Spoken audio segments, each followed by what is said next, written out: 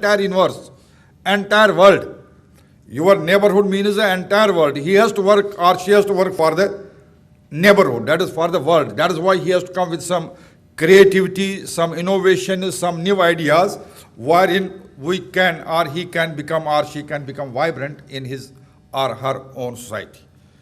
Well, my dear friends, well, it is a fact so far as higher education, it is in a flux.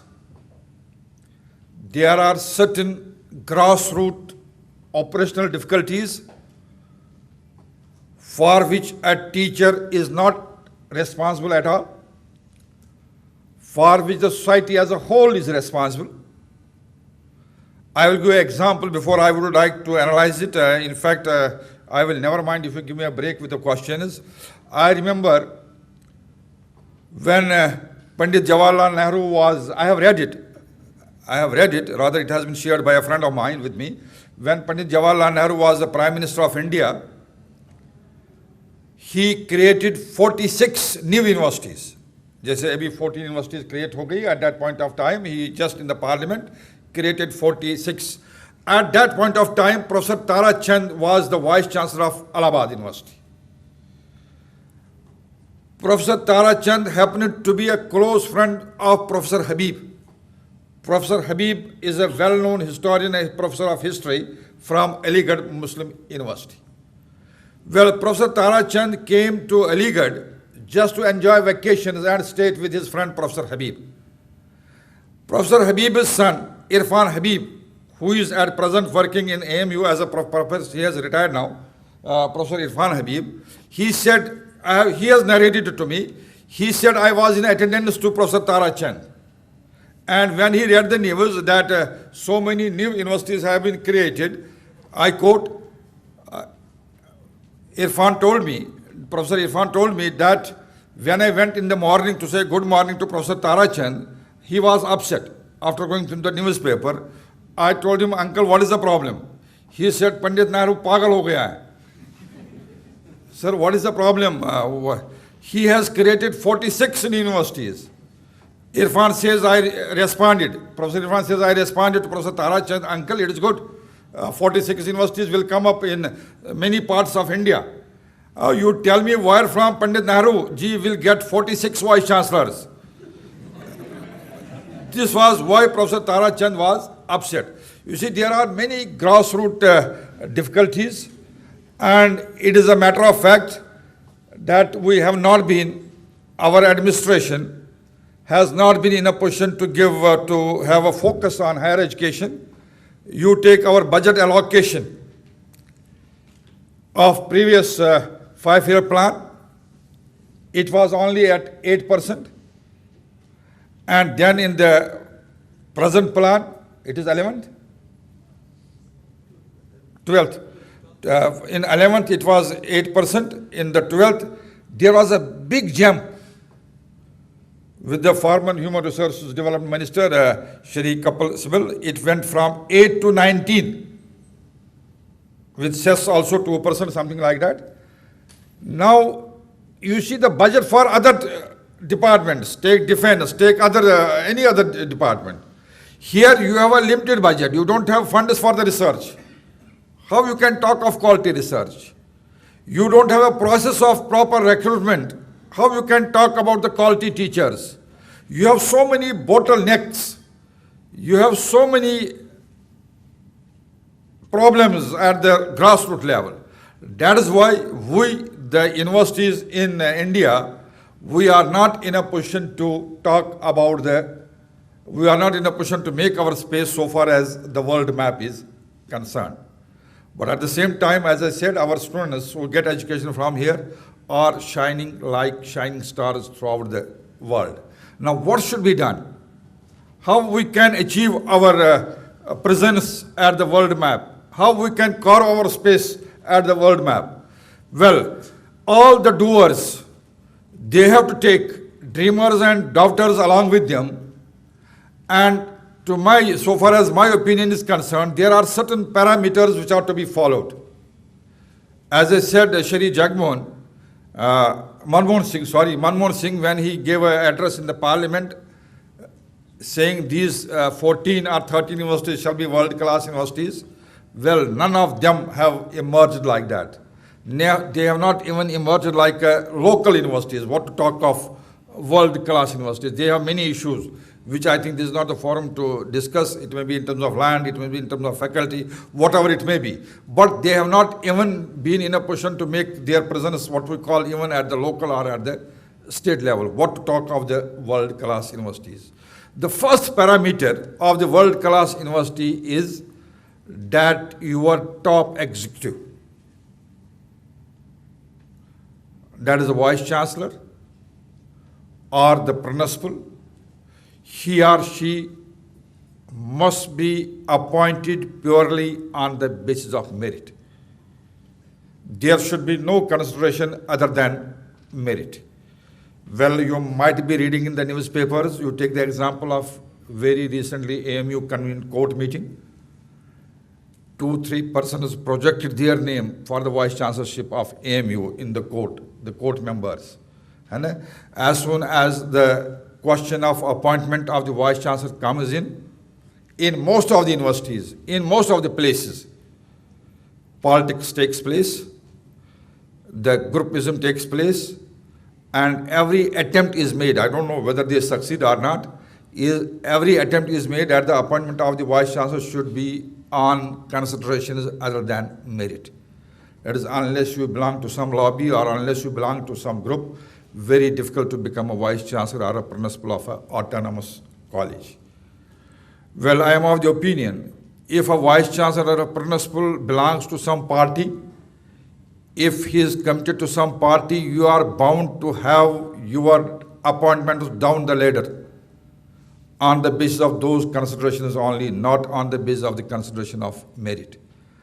And then the second point, which is essential for bringing excellence in higher education, is the recruitment at the initial level. At the level what we call now as an assistant professor, or even at the level of LDC, lower division clerk. Lower division clerk one day can become your registrar or assistant registrar. Your assistant professor one day can become a vice chancellor. And your LDC has to work in the university for about 30 to 40 years.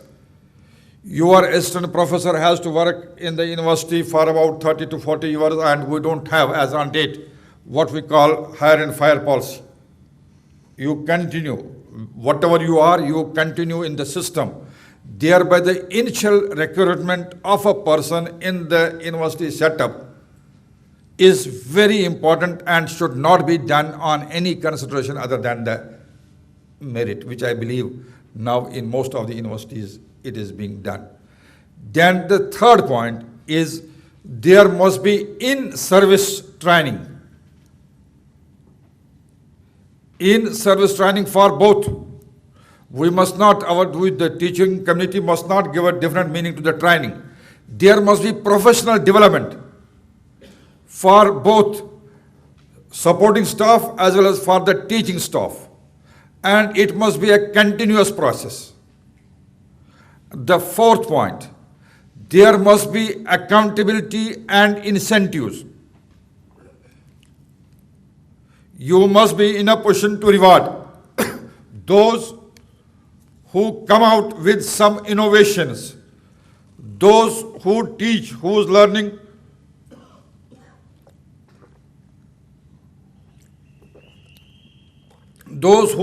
is based on innovations and creativity. My dear friends, I told you different types of teachers. It is painful to repeat it again and again. But in the university setup or in the college setup, it is dreamers and doubters who manage everything, because they have the nuisance value. अगर madam doubters and doers का काम नहीं करेगी तो they will shout. Whereas the poor fellows doers who are doing everything, they may be in majority, but they are silent majority. Even normally in our setup, they do not get what is due to them otherwise. What is due to them otherwise. I will give my personal example. I was director of Staff College. long back, a friend of mine who had come to deliver a lecture, there was some discrepancy so far as his TADI bill is concerned. Small issue. A very honest and dedicated teacher. I was during that time abroad somewhere. On my return, I came to know that he used abusive language against the director and against everybody and shouted. Being a close friend of mine, one day I took him in confidence. I told him, Professor, why you have said it? And I was abroad, I was not there. If 10 rupees were deducted from your TADI bill, there was no reason to shout. There was no reason to use such a language. He said, Maharaj, I know it is only by shouting I can get things done in the university. That is why I had to resort to this method. This is the level, a senior, a well-known person, a very educated person. He was of this opinion. This is a matter of fact. And then we must be in a position to concentrate on research. Our first priority must be research. But for this purpose, the administration, by administration I don't mean university administration, by this I mean the state government or the central government, will have to come forward with the liberal funds. Then only there can be a quality research. Another point is there must be exchange of the faculties. There must be exchange of the students. As I said, the fourth point, fourth objective identified by the International Human Rights Commission is learn to live together. In case you come to my state, I come to your state, we are in a position to learn from each other by our behavior. Behavior communicates so many things to each other. If you travel in a train with some stranger and your travel is for 2 hours, 3 hours, 10 hours, you exchange your ideas with each other and you learn from each other. And maybe that very first interaction becomes a lifelong friendship of the two persons who were earlier unknown to each other. This travel, I mean exchange, there must be consortium. India is a very vast country. It may not be possible to enter into MOU with every second university, but the universities at least which are in the neighborhood or selected universities which are on the extreme ends, if we enter into MOU with each other and ensure there is a exchange of the faculty and exchange of the students, exchange of the scholars, maybe we are in a position to at least realize the fourth objective of higher education identified by the International Human Rights Commission. And then again, in some of the universities, visiting curriculum. In most of the universities, our curriculum is outdated. The school, board of studies meetings seldom or not held for years together. There is a need that in the university setup, these meetings are held frequently and curriculum is updated as per need of the hour. And for this purpose, it is essential we are in a position to take into confidence our own students and if possible, alumni also. That will tell us so far as our relevance of higher education is concerned. Then the another point which has been advocated off and on by Professor Jalis Ahmad Khan Tareen, and he has written in his book also, that is cafeteria model. Now at present, Government of India, Ministry of Human Resource Development, they are after us that we must resort to what we call choice-based credit system. Yes, we have to give a freedom to the students regarding the choice of the subjects. They must be in a position to choose the subjects of their choice. For this purpose, you must facilitate it. You must have facilities. And the facilities include the faculty as well as the space.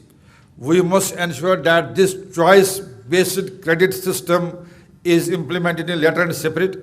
And for this purpose, in case we are in a position to have a consortium of some of the educational institutions, we must also explore the possibility of having sharing of credits. If you are in a position to do one program, one course in Kashmir, another you may be in a position to do in Pondicherry. And we can go a step further. We must be in a position to go for what we call twinning of degrees. Let the degrees be given jointly by more than one university. And these are some of the points which I tried to make up I didn't read the notes I had prepared, nor I made a PowerPoint presentation, but you are most welcome to come out with the questions. But at the same time, I must tell you, we are in one of the best professions in the world. I doubt whether there is any profession equivalent to the profession of teaching. Well, you realize it with the passage of time.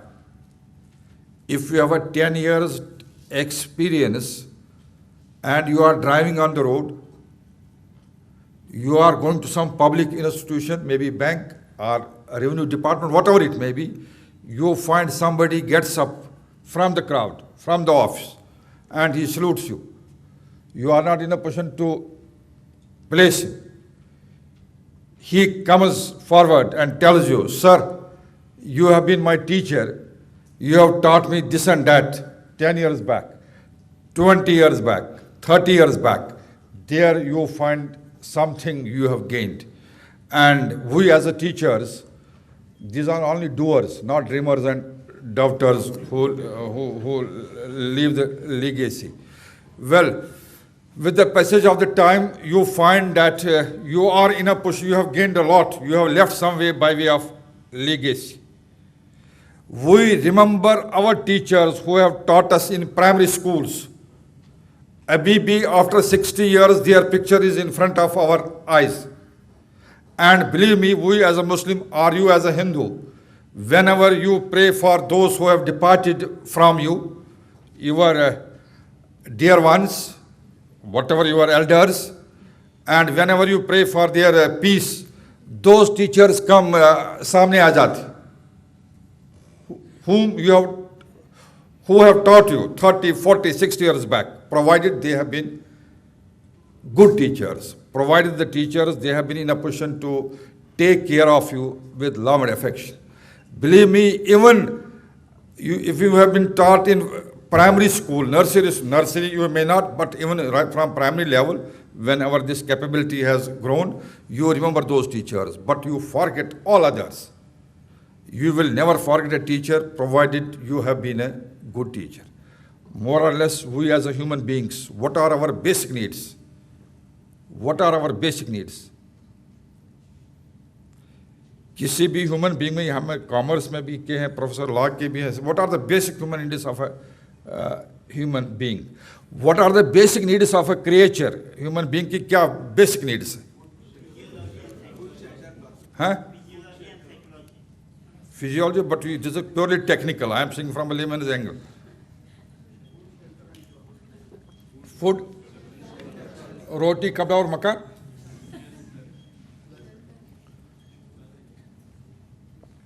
You have a basic love and respect for fellow human being. Yes. That is the main only thing. To me, there are 4 basic needs of a human being. With this, I will conclude because I would like to have questions. I think bore to nahi ho gaya aap. I am not boring you. There are 4 basic needs of a human being. The first one is physical. You may come from psychological or philosophical point of physical. Second one is social. Third one is psychological. And the fourth one, which should have been the first one, is spiritual. Physical, social, psychological, and spiritual. These are the 4 basic needs of any human being. And here lies the difference between a human being and an animal. Physical. I must have something to eat. I must have something to drink. This is my physical need. I have to eat. I mean, to the extent. I have to eat to live. Do you follow my point?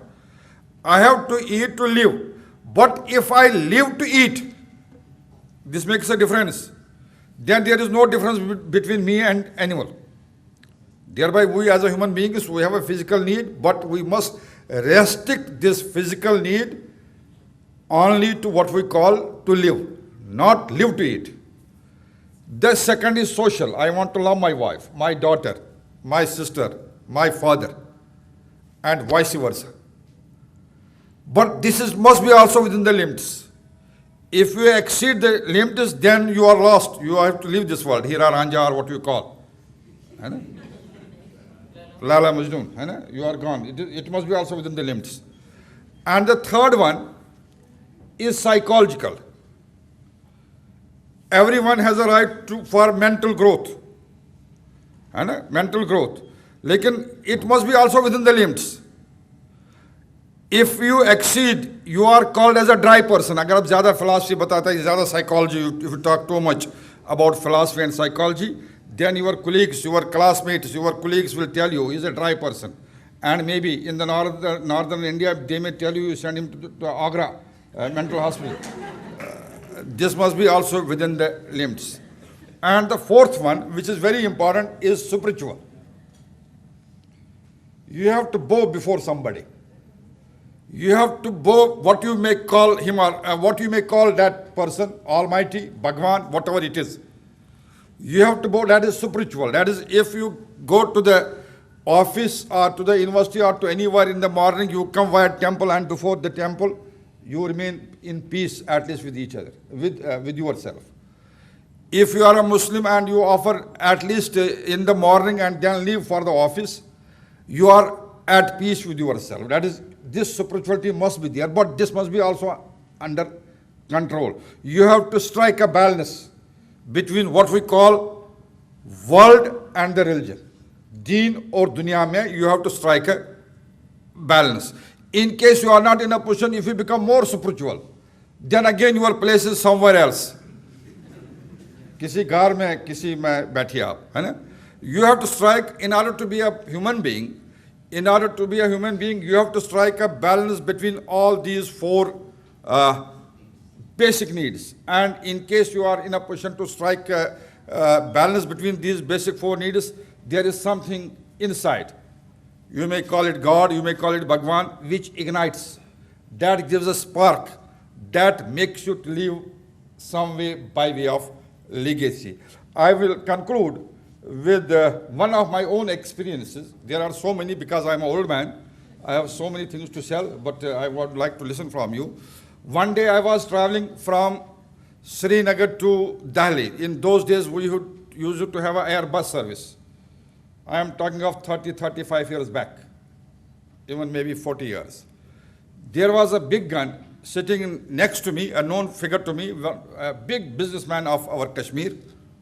Here are some Kashmir people from Kashmir. I don't want to give his name. He is no more now in this world. He was also sitting, and he was in his Kashmiri traditional dress, that topi, Karakuli topi, Khan dress plus coat.